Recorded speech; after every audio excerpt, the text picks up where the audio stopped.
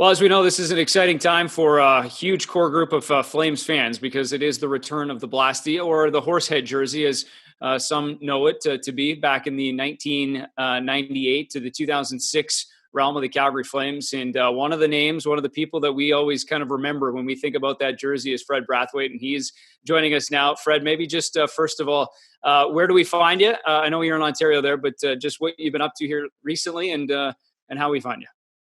Yeah, I'm back in Ottawa, Canada here. And right now, just kind of hanging out, spending time golfing a little bit, trying to get the last days of golf in before the snow comes. Rumor has it it's a little bit colder in Calgary, but us lucky guys in Eastern Ontario, we still have some sun. And so, yeah, I've been just golfing and looking for an opportunity to get back into the NHL as a goalie coach. Yeah, and we know you've done some work in the National Hockey League, Hockey Canada as well. We'll get into that a little bit. And just first of all, I wanted to get your reaction to the jersey coming back. There has been a core group of fans calling for this for a long time. I want to ask you, though, because you were there when this jersey made its debut, just sort of what the sense was when you saw it for the first time, maybe hanging in your stall, ready to wear it for the first time. Yeah, you know what? It was actually a pretty cool jersey. I thought we looked pretty good in the black. I think the Flames, we looked a little bit tougher. Unfortunately, we weren't the best at that time, but we looked mean. And you know what? I thought we actually played pretty well when we did wear those black jerseys. It's a nice looking jersey.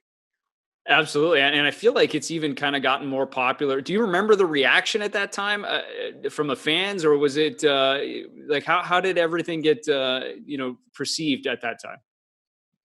To be honest, I'm not exactly sure how the fans like that. I know as a group, in the dressing room, I thought we thought it looked really good. I mean, it was a nice, sharp-looking jersey. I think the rest of the NHL actually liked it as well. I mean, it wasn't just us. That again, the black made us look a little bit bigger and meaner, and I think that's a thing where Brian Sutter kind of liked as well, that we looked a little bit meaner and played a little bit tougher at that time. Maybe just take me back to your time in Calgary, how you reflect on the city and your time as a Flame. You know what? For myself, I was lucky enough to play 9 NHL seasons, but my time in Calgary was probably my best NHL experience. I mean, the fans were great to me. They kind of embraced me. I mean, for myself, of kind of being a smaller goaltender, I was lucky to play with some really good guys: Tyler Moss, Jaguar, Ken Reggett, a Hall of Famer, 2 Hall of Famers with Mike Vernon and Grant Fuhr. So my time in Calgary was awesome. And as I said, the city was awesome. The fans were great. And unfortunately, my time was a little bit shorter in Calgary than I wanted. But for me, that was probably my best hockey experience for sure.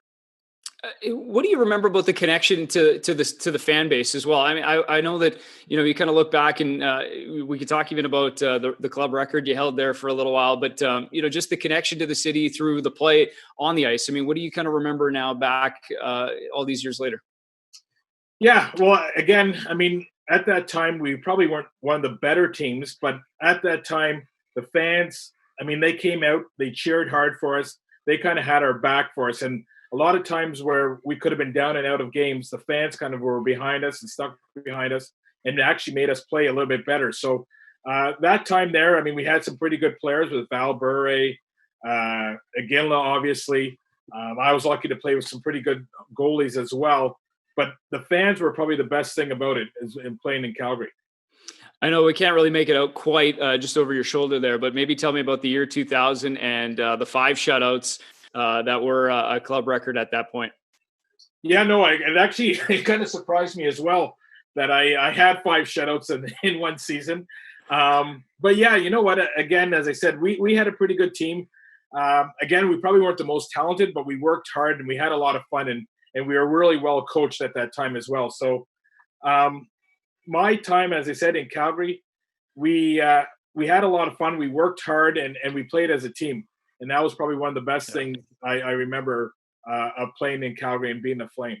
You got to give us the look here, because you got this up on the wall. This is that's the Blasty jersey right there. But maybe just take us through this look. You got the Vaughn pads, right? The gear. Take us through this generation of Fred Brathwaite. Yeah, no. Here I'm wearing the old Blasty jersey.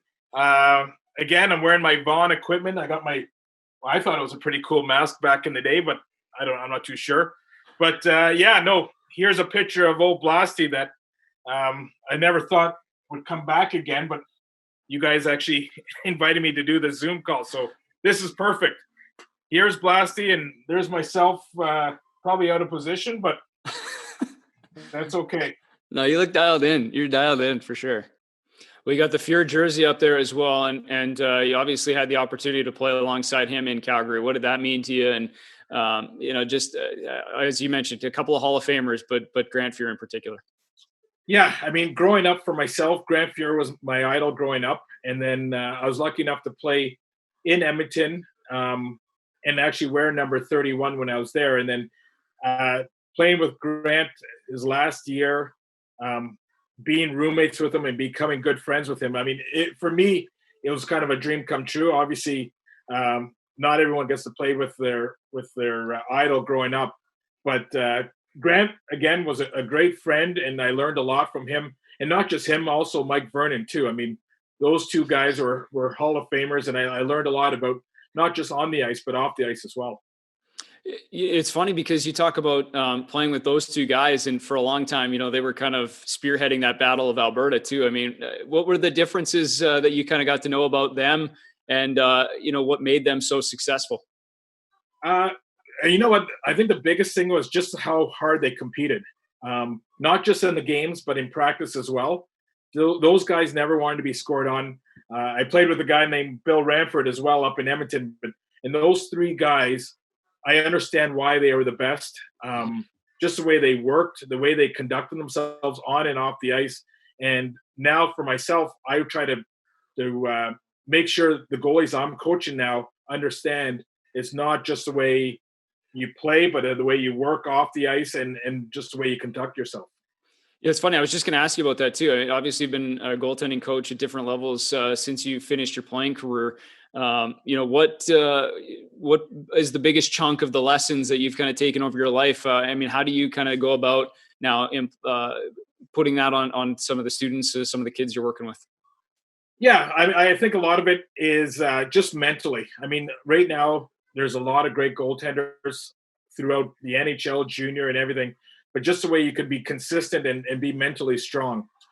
I think right there, I remember an incident with Grant Fuhr where I remember I let in a terrible goal and I wasn't too happy about it. And I came to the bench and I remember seeing Grant, and Grant was like, what are you going to do about it? Like, there's nothing you can do about the past. Just make sure you look forward and keep working. And that's something right now I try to employ with my goalies. It doesn't matter what age it is, but even if I'm working with the World Junior guys to the NHL guys that I had in the island. Always love to hear the scouting report. How about a guy like Jacob Markstrom, a new Calgary Flames goaltender, and obviously a little bit different as far as the size is concerned. He's got plenty of that. But as you're looking at a scouting report on him, what always stood out about him? You know what? I mean, he just seems to get better every year. I to be honest, I don't know a lot about him, but I know how he played in Vancouver. I mean, he was a guy that competed very hard, and you're going to get the best out of him every night. So being a Flames fan like myself, I'm excited about it. I'm excited to see how he does and how everyone responds behind him. Just one last one for me, and that's as I kind of circle it back to the jersey. It seemed like everybody, when you bring it up, has maybe one name, one person they kind of remember one moment with it. But for you, when you think of that jersey, who do you think in the jersey? What is a moment that kind of stands out for you? I don't know if I have a real moment, but I mean, I was lucky enough to play with a guy, Phil Housley, Iginla, Weimer. I mean, we had a good group of guys there. Unfortunately, my good friend Wade Belak was there too. I mean, I think as a core, we had a great team and a great bunch of guys that really never got to finish what we wanted to start. Well said. Thanks for the time. We appreciate it. And we can't wait to see the jersey back in action, and I wish you all the best moving forward as well. All right. I appreciate it. And thanks for having me on here. Thanks.